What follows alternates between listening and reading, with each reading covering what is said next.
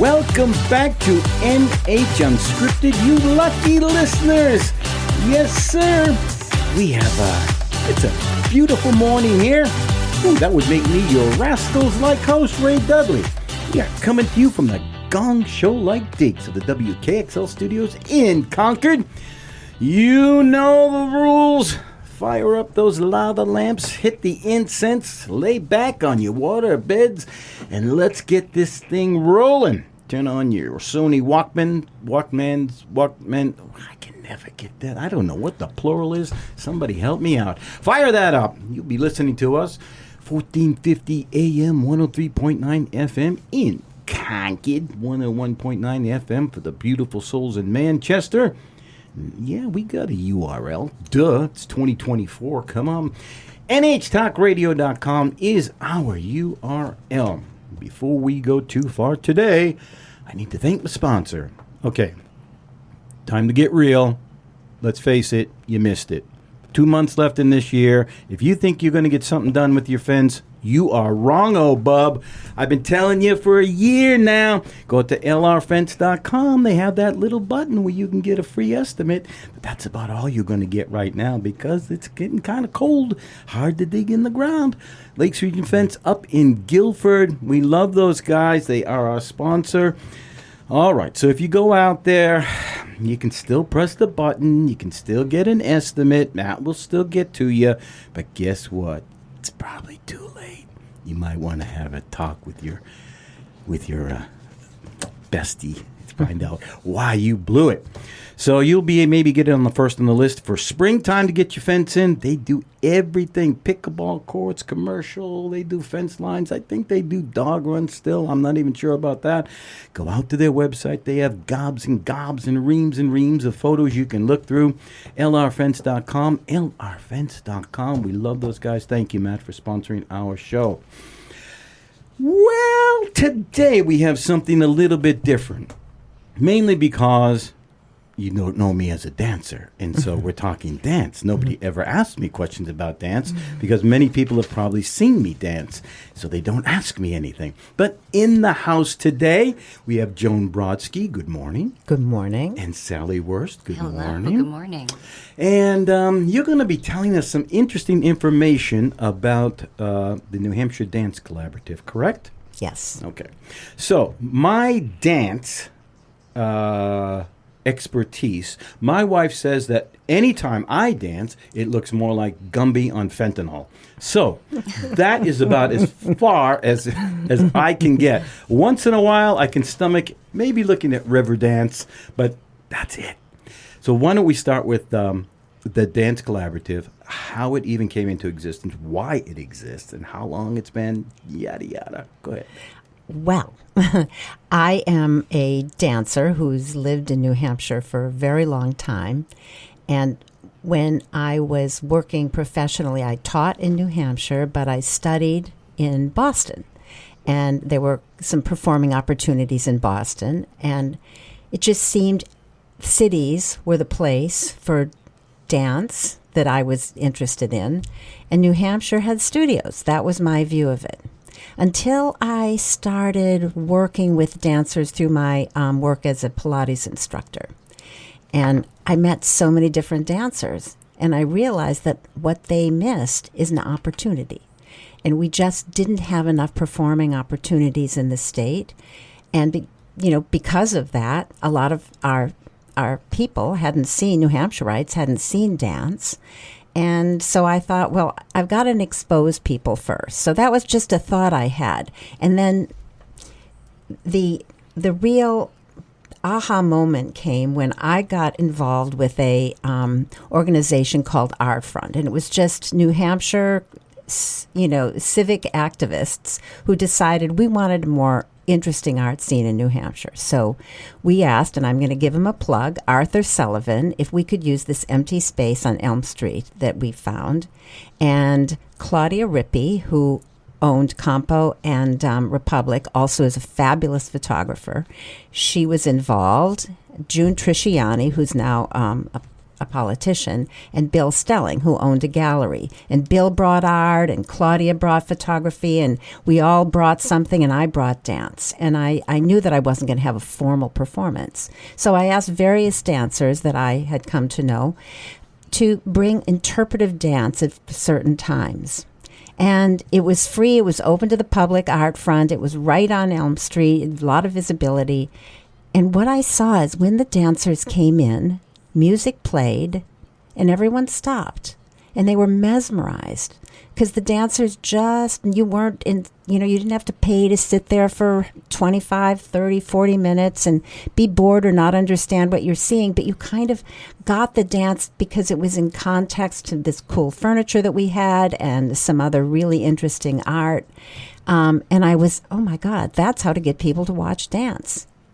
Little glass of wine, social or a big glass of wine. Or several glasses of wine. Wine helped. Social environment helped. Casual setting helped. No financial commitment helped. But I decided I'm starting New Hampshire Dance Collaborative. And the other thing was, when I did that, there was an assumption that from my collaborators, who I love them all, but there was one thought that we shouldn't pay the dancers, that the art, the painters weren't being paid, the photographers weren't being paid. Why pay the dancers? And I just, no. Good for you. No. Good for you. The dancers, they can't sell that after they've done it. Mm-hmm. It's this moment in time, this really beautiful gift from their hearts. So I also made a commitment that dancers would be well paid for the work that they did. And if I could pay them well, then maybe I would raise the standard of pay that is accepted here. Why don't we just back up a second? Can you give out the URL for the Dance Collaborative? Sallie will give out the URL. I'll chime in here. Hey, Sallie's here. How are you? Yeah, good, thank you. Well, I'll just start with what you asked for. The URL to the website is New Hampshire, NHdancecollaborative.org. And we also have a presence on Instagram. The handle is NH Dance Collab, and a connected Facebook page that you can just look up by name. So follow us on all platforms. One of the things that I did appreciate a lot, now I honestly, I don't know much about dance. That's true. But the Instagram account is fascinating. The photos out there are breathtaking. I don't know who does the photography for you, but that stuff is stunning. I mean, stunning. There are some various photographers that we've worked with, and that's been a really fun adventure. Oh, my God. Yeah, I couldn't believe each one was like this gorgeous poster that was someone in motion. Unbelievably breathtaking. So kudos to who is ever doing that. Yeah, Matthew Lamano, Ryan Smith Visuals. Oh, my gosh. Am I forgetting there? I mainly know Matthew Lamano. Yeah. Tim Avery has done some work, and then some of them are just pulled from random snapshots. Sometimes you just get lucky in the moment and are able to catch things, but it's a very large network that Joan has developed, so it's great that there's a large library to pull from. Man. So when did it start? What year was that it? That Art Front event was in 2014. Got you. And it was so illuminating to me because people were actually mesmerized. And what I realized is they didn't know much about dance.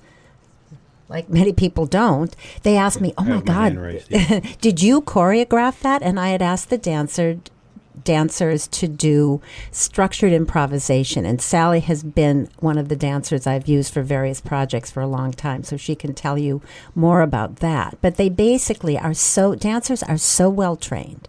It's years and years and years and years of getting this form into their body. So when they choose to move in a particular style, it just comes out like we are speaking. Yeah. And then, I may have given some guidance about how to respond to the furniture, that they were doing a lot of dancing on Vivian Beer's furniture or interact with the paintings. But otherwise, they're such talented people. So where are they coming from? Where were you finding them? How did they find you? Well, the network is small. Wouldn't you Yeah, say, the dance Sallie? world is very small. I met Joan when I was young. I was a child growing up studying in Bedford, New Hampshire, Southern New Hampshire Dance Theater, and Joan was the Pilates teacher, so I had her as a teacher, and then years passed. I went to New York City, I was in college, I danced there a bit, and I had made my way back to New England, and she had started the collaborative and reached out to me a few times, like, can you do this project? And finally the opportunity was right, and I was able to say yes and saw what she was doing. So Excellent. What a great segue. Beautifully done, Sallie, getting us in and out of that one. Done. Nicely done. You are listening to NH Unscripted. Yeah, it's like a garden party in here. That makes me your Ricky Nelson-like host, Ray Dudley. We are coming to you from the Hollywood Square-like digs of the WKXL studios in Concord, 1450 AM, 103.9 FM. For the beautiful souls in Manchester, 101.9 FM there. NHTalkRadio.com is our URL. Joan Brodsky, Sallie, Werst are in the house, and we're talking dance. Yeah, that actually came out of my mouth. Yeah, we'll be right back.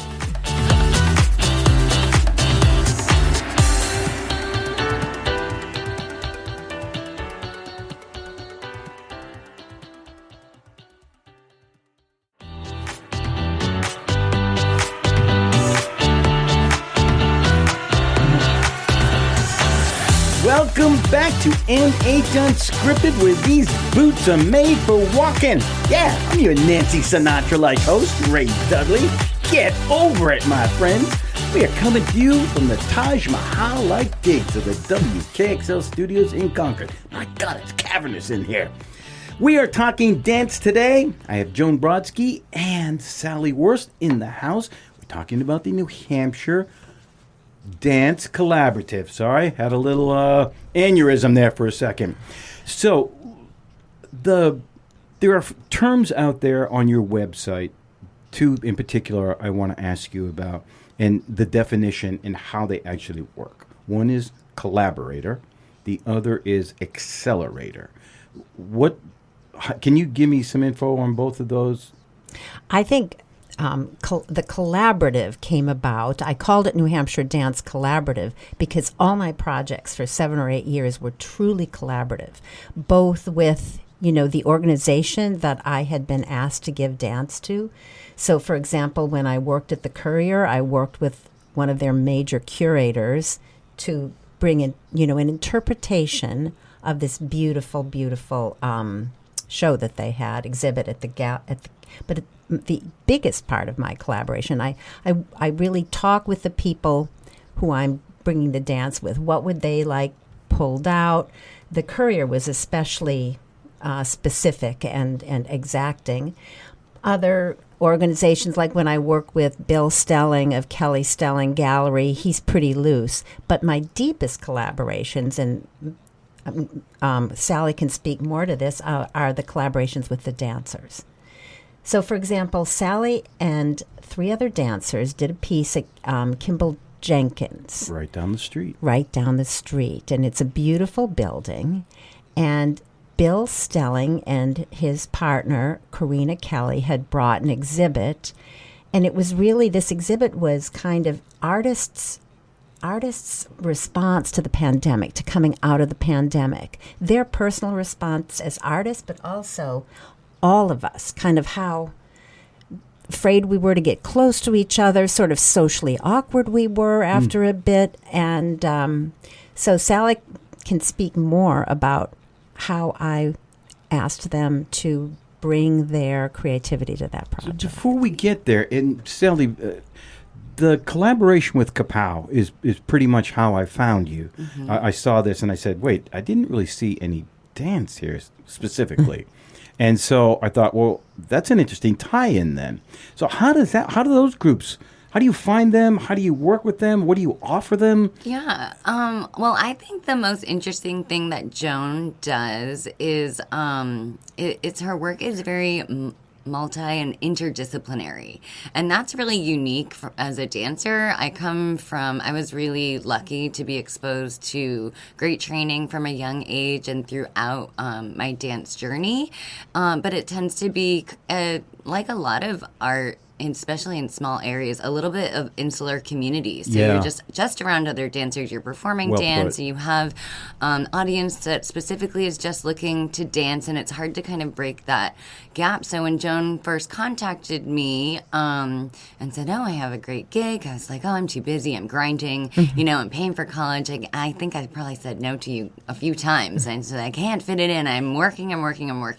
And finally it came about, and she said, "Well, it's well paid." And I said, okay. Ka-ching, I'm in, yes. It was just a point in my life that it lined up. I said, okay, I've been saying no. I really am curious about this. So I went in kind of with lowered expectations. I was tentative. I grew up in New Hampshire. I did not get to witness a lot of professional or high-caliber dancing from professionals. It was kind of like you get your training and then you go to New York or LA or whatever. So I had no idea what to expect, and all of a sudden I'm in this room in a studio with these amazing dancers, and my first thought was, you guys live here? All this time? It was really honestly like a hidden secret. The first time that I had kind of met people after being, just in my own little bubble, that I thought, wait, you're like me. And we were asked to collaborate in different styles, really as storytellers. So bringing an audience, an atypical audience. It was for the New Hampshire Business Collaborative. No, I think it was a holiday party. Yeah, well, there's two. So we'll go to the holiday party. Yes. Let's go to the holiday party. Let's go there. Holiday party. Because that was the first one. That's when Sallie met these dancers. I was astonished. Who later formed N Squared and asked her to be, a company member. But anyway, that was actually for CCA Global Partners, which is my husband's business. And CCA Global's partner is a cooperative of different cooperatives. And the cooperative model isn't very well known, and it's also something I'm very passionate about. But in that Christmas party, I had Sallie and three other dancers, and one was this hip-hop artist who he performs for the Boston Celtics, in the beginning of the show. Shaquille Worsley. Yeah, so all these different styles, and Joan asked us to basically represent the cooperative business model in the form of dance, and she had Carrie Cahoon, who is one of the directors of Theater Kapow, as an actress tied in. She had live musicians, and so we were working with the musicians, with the acting roles, and then trying to kind of celebrate this cooperative business model at their party through concert dance, interpreted, we were weaving in and out and making a visual representation of the strength that it builds. So it kind of ties back, I would say, to A, that's how I first met Carrie, but B, the fact that this dance world kind of brings us this different way of sensing and forming community. Mm-hmm. And it works as a business model, as it works in a social model. It's just very natural. It's kind of human, I suppose. And I had never done anything like that. And I've done a lot of really unique other interdisciplinary works with Joan as well. But if that kind of helps give the answer to... Kinda. So in my little pea brain mind, this is like a set of Russian nested dolls here. There are all these little layers that are built in, and then you've got these extensions going out. So I'm trying to wrap my head around... I can get how a function may reach out to you and say, we want some dance here. I get that. But then how does a group... How does a group like, well, you mentioned Carrie Cahoon, so I get how you might have found them. But if there were another group that wanted to use your collaboration, how would they get in touch with you? How would they even know what you... How do you Yeah, work I with mean, them? yeah, it's all a little confusing. So for example, my husband's business, he thought this would be a really novel thing. Yep. So let me just sort of explain how that happened. I know a lot about collaboratives already. And I asked Carrie, actually, because she is brilliant at finding text that describes the thing that I'd like to have interpreted. Because sometimes dance is too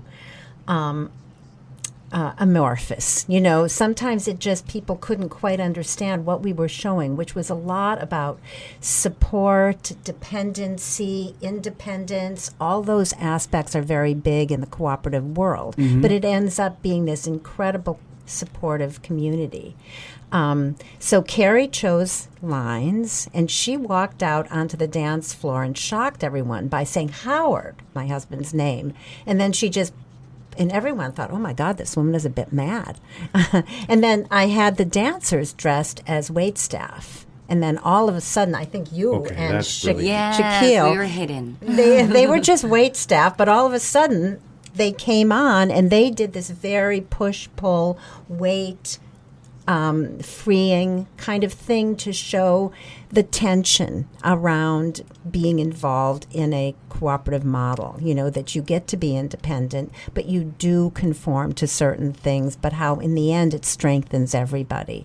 And then we had two other brilliant dancers showing it. So of course my husband knows me, but other I would people hope. he tries.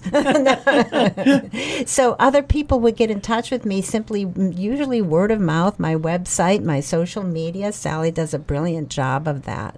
And it's very effective. I almost always bring in the unexpected. It's just a very effective way of illustrating a theme and having it be fun. You know? So is it? So did were the seriously? It's all right. Hang on. Block 2 is down. My goodness, you're listening to NH Unscripted. Yeah, we're talking dance today. My goodness, I swear I'm having a stroke. We are coming to you from the digs of the WKXL studios in Concord, 1450 AM, 103.9 FM. Yeah, Concord. 101.9 FM for the gorgeous souls in Manchester. NHTalkRadio.com is our URL. Joan Brodsky and Sallie Werst are in the house, and we're talking dance. I know, you never thought you'd hear me say that. But we'll be right back. I got more questions.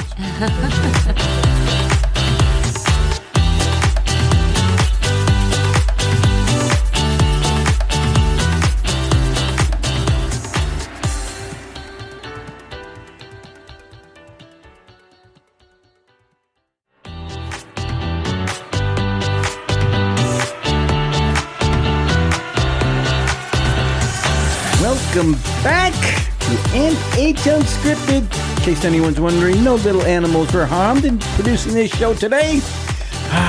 We are your sweet cherry wine, let me tell you. That makes me your Tommy James like host, Ray Dudley. Yeah, coming to you from the YMCA-like digs of the WKXL studios in Concord. My gosh, I can smell the pool chlorine from here. We're chatting dance today. You'll find us at 1450 AM, 103.9 FM in Concord, 101.9 FM for the beautiful, beautiful souls of Manchester. NHTalkRadio.com is our URL. I'll tell you in the next block what's happening out there. In the meantime, the New Hampshire Dance Collaborative is in the house, and we are talking things that are like alien to someone like myself. But I have questions. So one of the things you brought up off radio in the in-between here made me realize. So folks like myself who know nothing, and I mean seriously nothing about dance, we just associate dance with like recitals and musical theater. And most of the time, I'll be honest, the musical theater dancing is questionable. But But you're talking a whole different thing here. You're talking about professional dancers. You're not talking about people who are down the street at the little school trying to figure out how to tap dance or what shoes to wear. Or you're talking people who have already paid their dues. And this is a network of highly qualified artists who are dancers. And that's what you're bringing. You're not just offering to teach people ballet. No. But thank you for bringing that out. Yes, my collaborations pull together a ton of talent of many different genres. Many, Sallie can do many different, she's a very diverse dancer, but her deep training was ballet.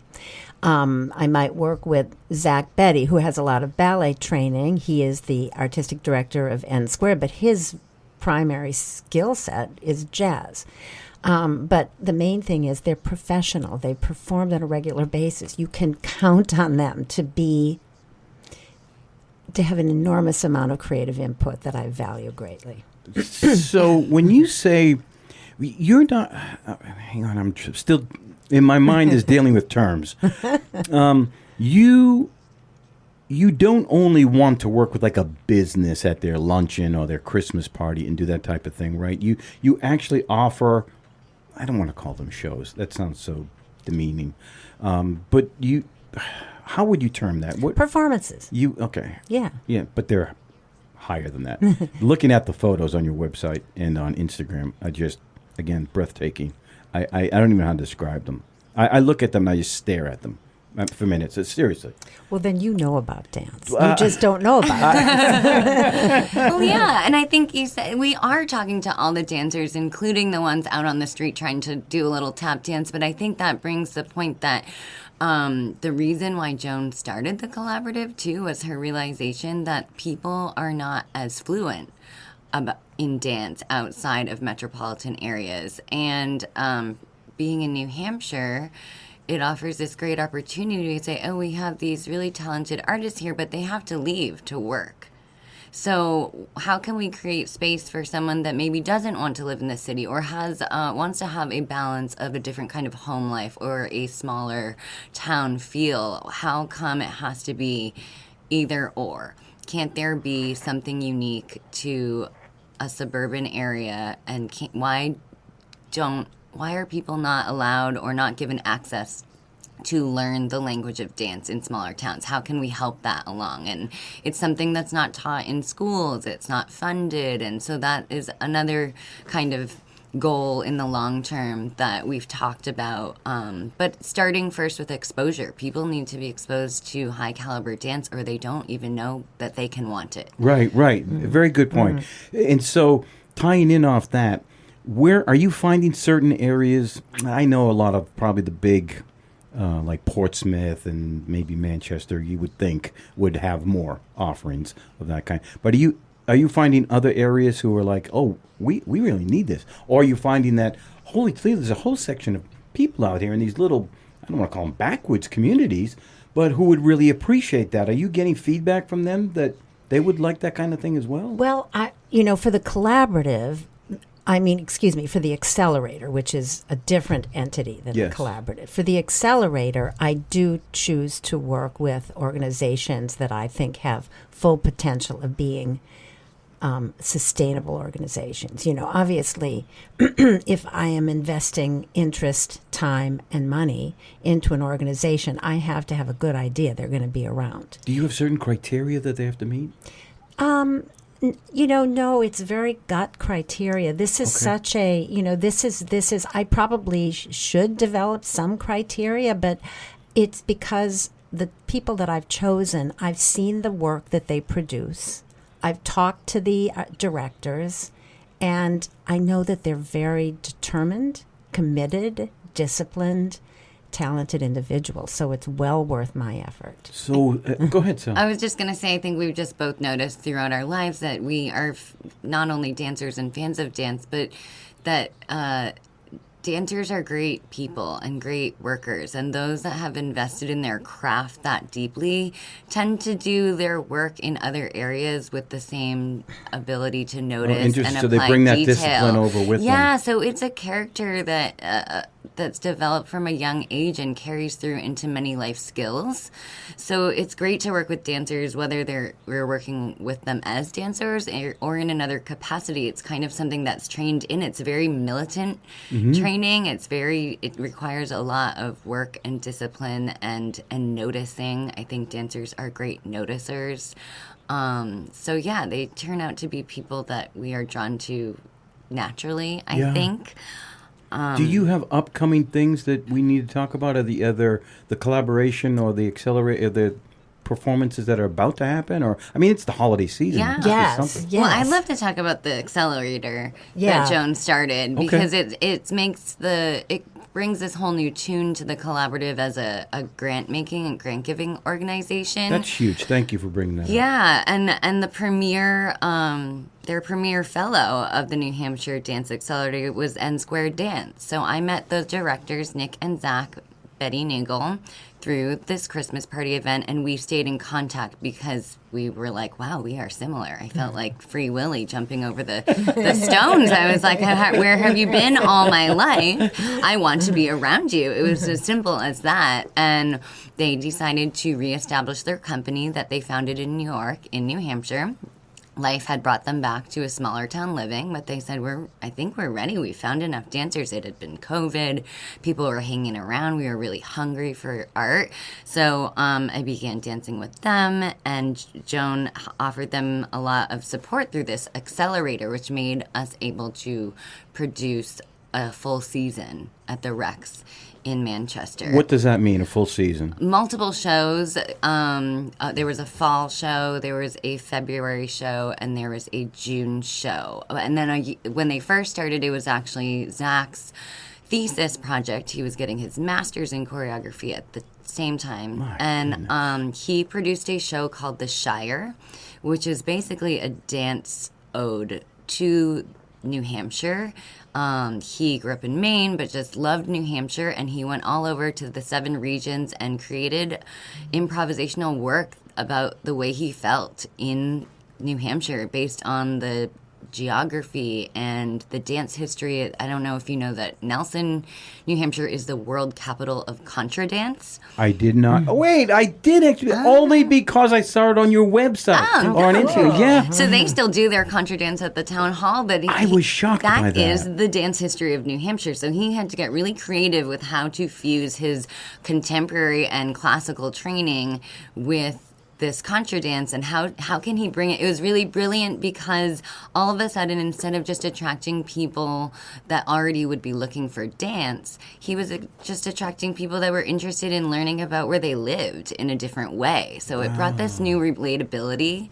And you were talking about, do we go to remote places? We were able to perform The Shire up in Plainfield, where they had this beautiful Max Field Parish. Yes, backdrop. The Plainsfield and Theater. Those people were so responsive that I don't think they would have thought to venture south to see dance, but their reaction was so beautiful. They were so moved by the tribute and so grateful to have art come to them. Yeah.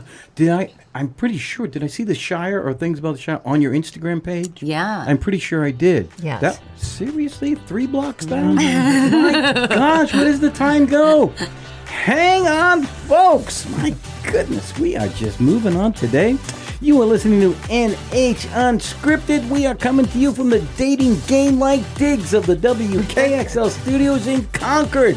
Yes, we are 1450 AM, 103.9 FM, Concord, 101.9 FM for the beautiful, beautiful souls in Manchester. NHTalkRadio.com is our URL. Joan Brodsky, Sallie Werst are in the house, and we're chatting dance. I know, you never thought I'd say that, but I did. We'll be right back.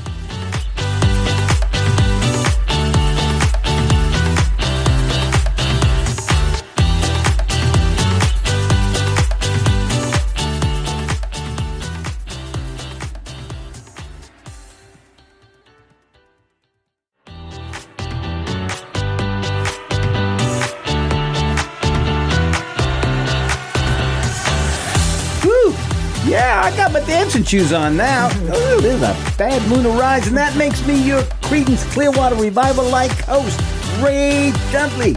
We are coming to you from the not so overly ostentatious digs of the WKXL studios in Concord.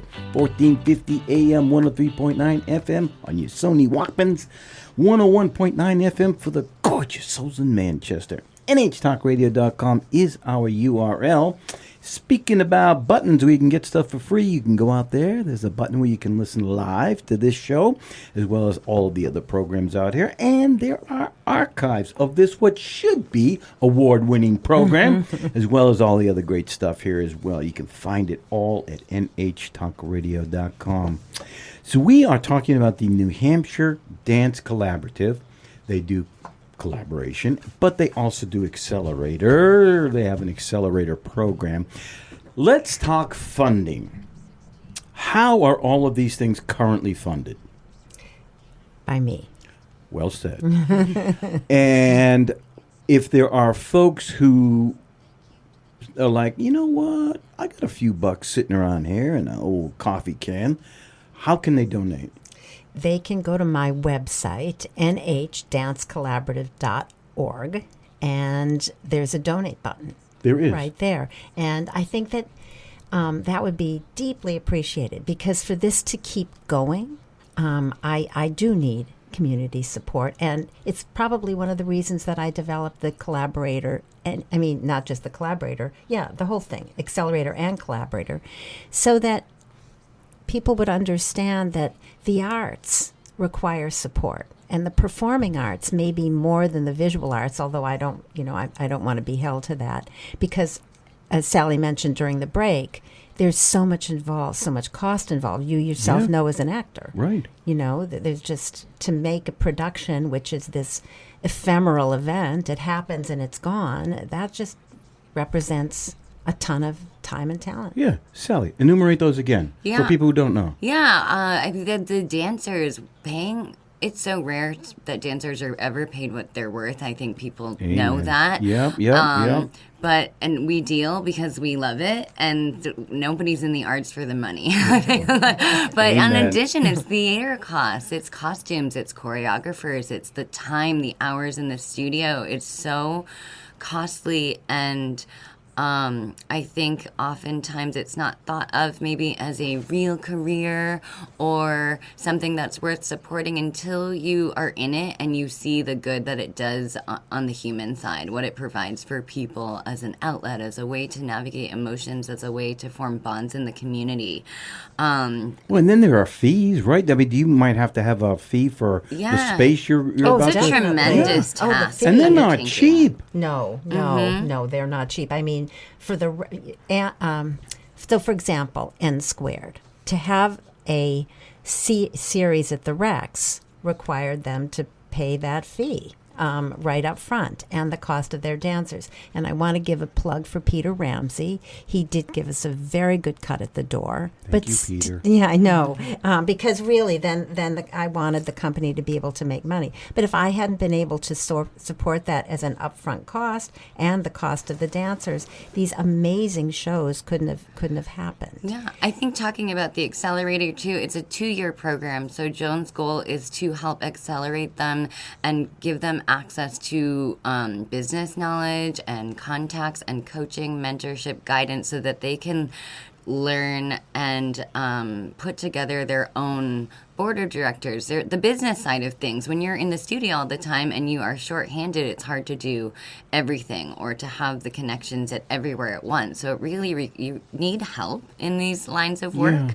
Yeah. So she started with Unsquared, run by Nick and Zach, and all of these are registered nonprofits as well. So unsquared.org, there can take no donations. There's also 2 current fellows, Theater Kapow, run by Matt and Carrie Cahoon, as well as Leela Productions, run by Nate and Alyssa Moyer, and they are out in the Seacoast, and they do a fully free festival at the end of every summer. They're also working on... Is that the one in the park? Yeah, Yes. in Rochester Commons. Yeah. They're incredible. Fellow. Yeah. Yes. And, so help Leela and Theater Kapow both have this beautiful sense of integrating into their community. But what just amazed me about Leela is Nathan and Alyssa both have real jobs. Now, I shouldn't say real jobs. They have jobs that help them. That's a terrible thing to say, really. They have other jobs that are more lucrative. Can I say it that way? Absolutely. And so they, out of the goodness of their heart, devote so much time and attention to getting all of these. They do have some younger dancers, some pre-professional dancers, and then they have dancers from all over the state, and they organize this, and they do some of their own funding. But Leela, we helped evolve their mission and vision statement. We just finished with this, we're finishing with a strategic plan. We had a board retreat. All of this costs money. I gave them some support to write a grant, which, yay, they got. They got a $5,000 grant, which was amazing. We were so excited. But until you've gone over that hurdle, you don't know how to. So when you say accelerator, in your opinion, you said it takes 2 years. It's a 2-year program. You're kind of a mentor for them to kind of walk them through how I don't want to say a business, but it is, right? So to become more independent financially, to have sustainability they know how to dance, but not everybody knows how to run a business. I already know about dance, and it's funny because I think all of your fellows have quote unquote real jobs, have jobs outside of performance, outside of their passion, because that's what we need to do to survive, all of us. So it's especially in New Hampshire, where there isn't as much opportunity to make a full livable income, never mind in the arts.